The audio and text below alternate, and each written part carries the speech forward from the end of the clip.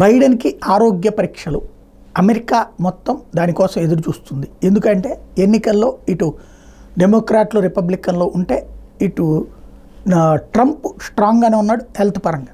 Biden ఆరోగ్య పరిస్థితి ఆందోళనకరం. కాసేపు ఏదో చిత్తచాంతలంతో స్టేజ్ ఇటు ఉంటే అటు వెళ్ళిపోతాడు, ఒకళ్ళు ఇటు పిలుస్తుంటే ఇటు వెళ్ళిపోతుంటాడు, తనకి తానే ఎట్టెట్టెట్ట అనుకుంటుంటాడు. ఇట్లాంటి చిత్ర విచిత్రమైనటువంటి జబ్బులు ఉన్నాయి ఆయనకి. ఇప్పుడు తనకి సంబంధించి ఎదురవుతున్నటువంటి సవాళ్ళు కనబడుతున్నాయి. వాస్తవంగా తనకి ఆరోగ్య పరీక్షలు ఇప్పుడు వైట్ హౌస్ నిర్వహింపజేస్తుంది. కాకపోతే ఇందులోనే అసలు లాజిక్ ఉంది. అది రెగ్యులర్ చెకప్పే అని చెప్తున్నది వైట్ హౌస్.